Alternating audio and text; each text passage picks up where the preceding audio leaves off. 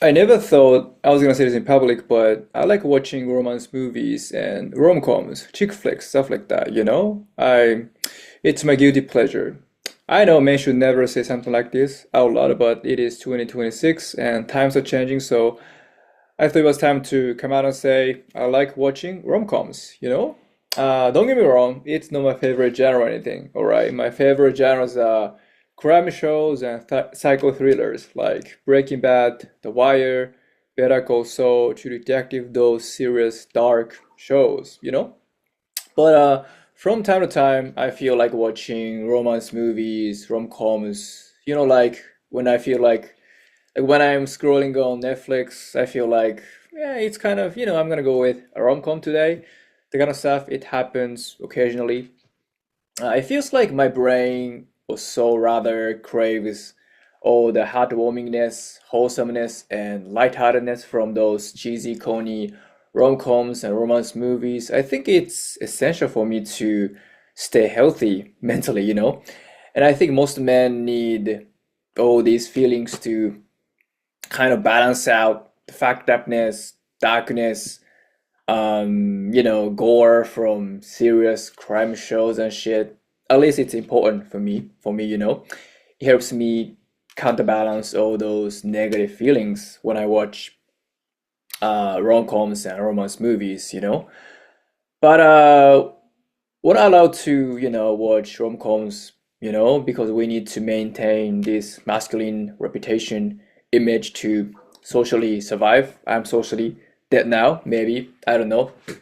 But guys, do you relate to me? I really wonder how many men actually watch rom-coms in secret.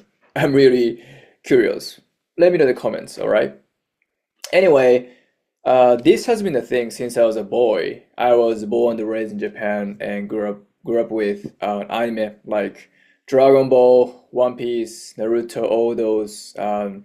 I love them, but at the same time, I was occasionally watching girly anime and female-oriented romance movies. I always loved them. But I never admitted it until now because I was afraid of, judgment and I was afraid of being labeled as a pussy, so I was pretending to be only into manly, like greedy shows to, fit in. And I'm sure there's a lot of people who are faking what they like to be socially accepted. It's really common, right? But if you ask me, it's more mainly to admit your guilty pleasure. It's more courageous. It takes more courage to show vulnerability. That's what I think. So I'm going to say it again. I like watching rom-coms. Just because you like female-oriented movies and TV shows doesn't mean you're a pussy. Like you can be like faceted, multi-layered. Everyone is nuanced, right? Everyone's not. Nobody is one-dimensional, so we can have multiple sides. You know. Like it's so silly to judge people because of like based on what they like to do. The same goes for drinks. If you're a man, you can't drink a cocktail at a bar, right? You need to maintain this masculine expectation and drink beer, wine, whiskey.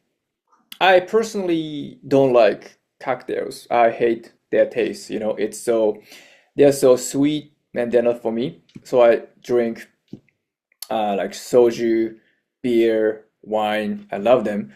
But I never judge men who drink cocktails at a bar, because there's nothing wrong with drinking a specific, liking a specific taste, because you were born with it, right? You should follow your gut. You shouldn't suppress that urge to drink, what you like, right?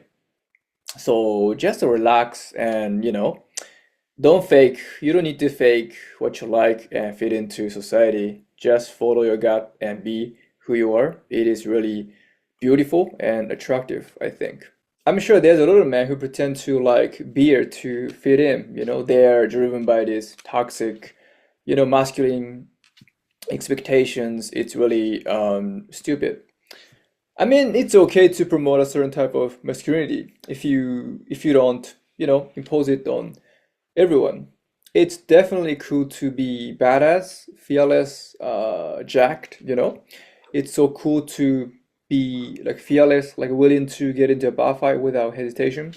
The kind of idea appeals to me. It's really cool, like a superhero-esque. It's definitely badass, but everyone doesn't need to, fit into that archetype, that category. There should be diversity in men, you know?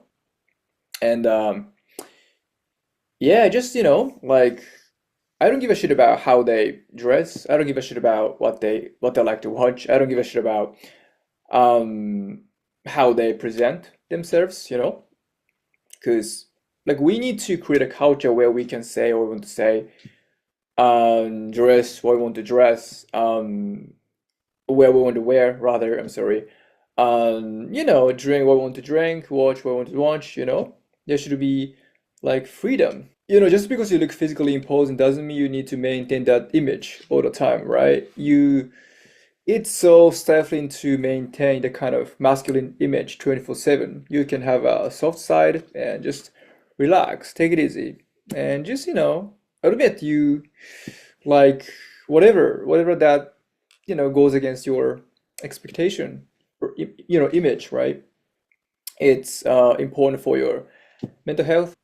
One of the most, one of the key writing techniques to make a story better is subverting expectations, right? Like unpredictability makes a story more engaging. It's a fact. And the same logic applies to real life and people, having an unexpected, unique side makes you more attractive and relatable, I think, To make my point, let me share a story from my childhood. I mean, my teenage days.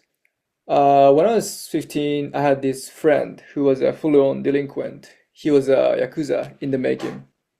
He was one of the most fearsome boys in the hood. He was really feared in the hood, And he's 1 year older than me. Then we would always hang out together. We would always go to a rental video DVD store and rent a couple DVDs and watch them in one go while drinking booze. It was really great. And one day, I don't remember how we got there, but we ended up watching a rom-com together, and I discovered he was into a rom-com. Sort of, he seemed to be enjoying it. And it was a plot twist because it was going against his, masculine yakuza, delinquent image, right? And it was kind of funny.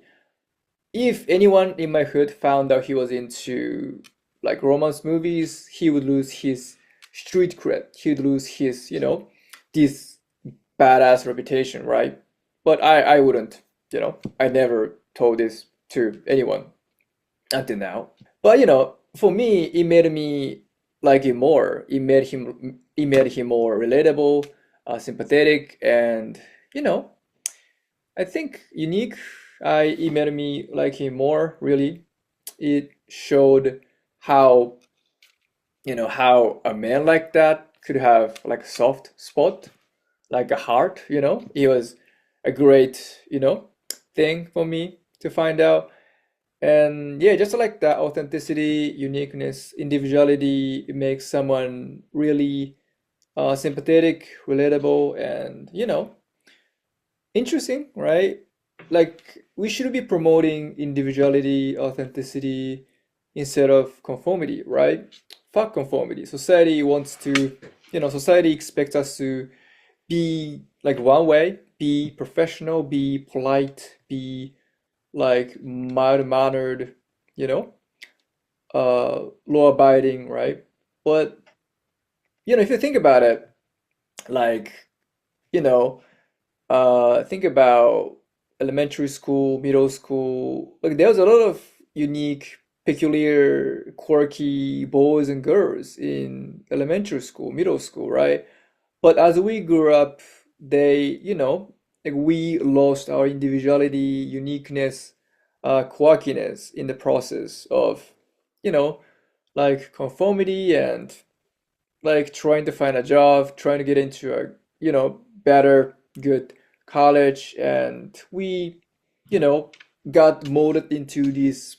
generic uh, image, right? And we ended up really boring as people. It's so, it's sad. That when you look around, at the office, there's a lot of, you know, like same people, same kind of, guys and women who have no individuality, like no uniqueness. Like, why did they, you know, lose the edges, right? It's so sad for me to, realize that. Yeah.